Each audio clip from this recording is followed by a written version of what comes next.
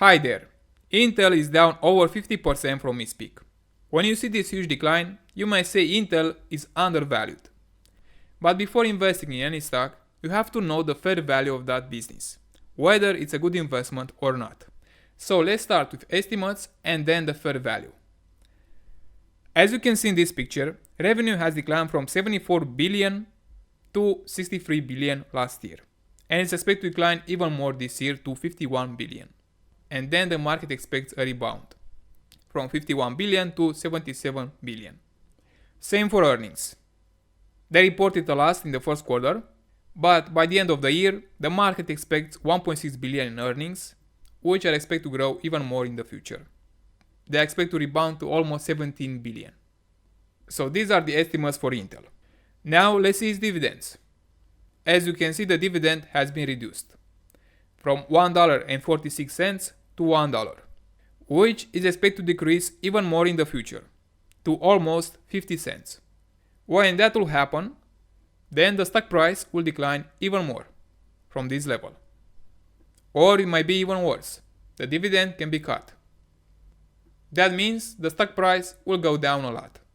Now let's see the fair value based on future earnings. First, the risk. If you want a 10% annual return, then the fair value will be around 83 billion.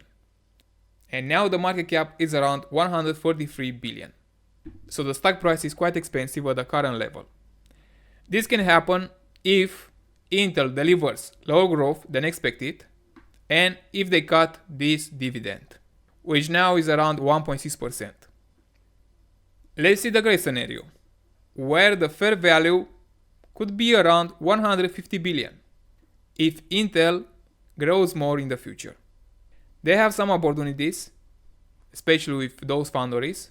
They are investing more in infrastructure, and Intel may deliver better results in the future. That can happen. Based on this gray scenario, the market cap is undervalued for a 10% annual return. Now let's see the normal case, where the fair value could be around 100 billion for a 10% annual return.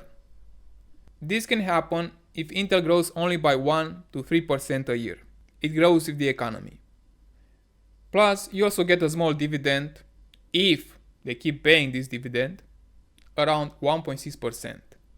But as you saw the estimates, this dividend is expected to decline even more in the future. As Intel is investing a lot of money in infrastructure, you can't rely on this dividend. It's better to forget about it. What matters is their future earnings. If they go up, the stock price will follow.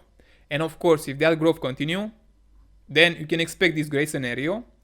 And if that growth doesn't continue, it stays flat, then you can expect the normal case, where the fair value could be around 100 billion.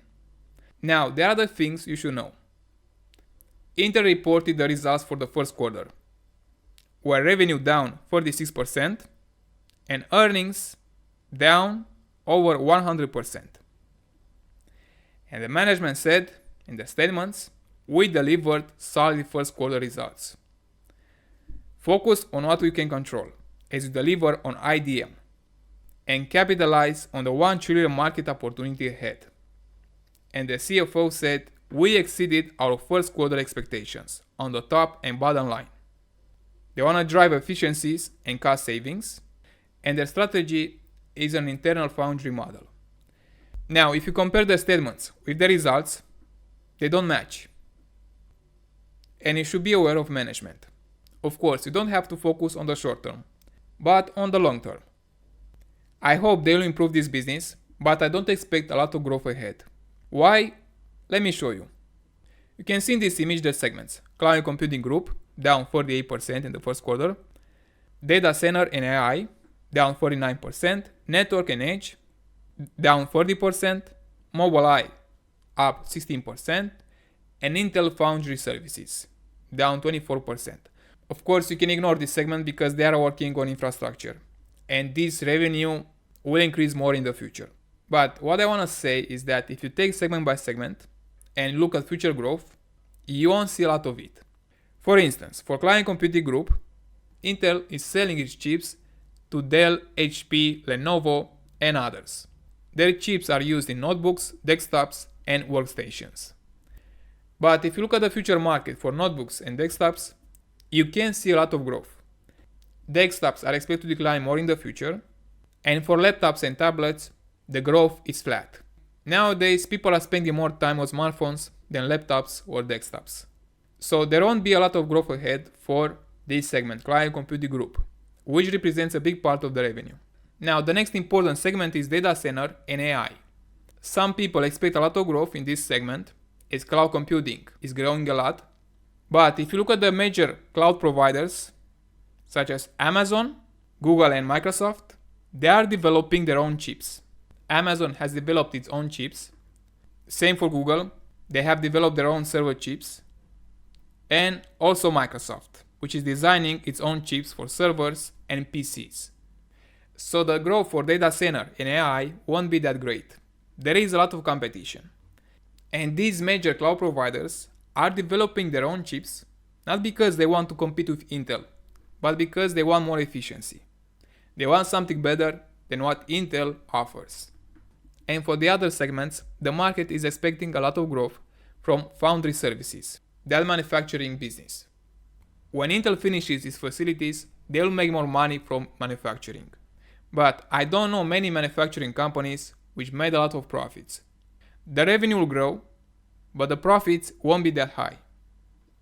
And of course, there will be some growth for Mobileye. As you can see, it's up 16% in the first quarter.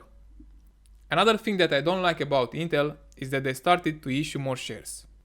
They have increased a little, and if management continues to issue more shares, then you'll have dilution. This means your value will decrease even more in the future. So you have to be aware of this risk, to follow the number of shares. Intel has some assets, more than 20 billion in cash, and 85 billion in property, plant, and equipment, plus some investments. And their debt is around 50 billion. As Intel is expected to make more than 10 billion in earnings, this debt won't be a problem. But if they take on more debt and Intel doesn't deliver the expected growth, then this huge debt may be a problem. And of course, there is another risk with their dividend, which can be cut or reduced. And if that happens, the stock price will go down even more. So based on the normal case, where the fair value is around 100 billion for a 10% annual return, the stock price is overvalued at the current level. Of course, if you expect more growth ahead, then the fair value can be around 150 billion and the stock price is undervalued. So it's up to you if you want a margin of safety or not, and if you are pleased with their future growth for all their segments. And if you have any questions about Intel, please let me know in the comments.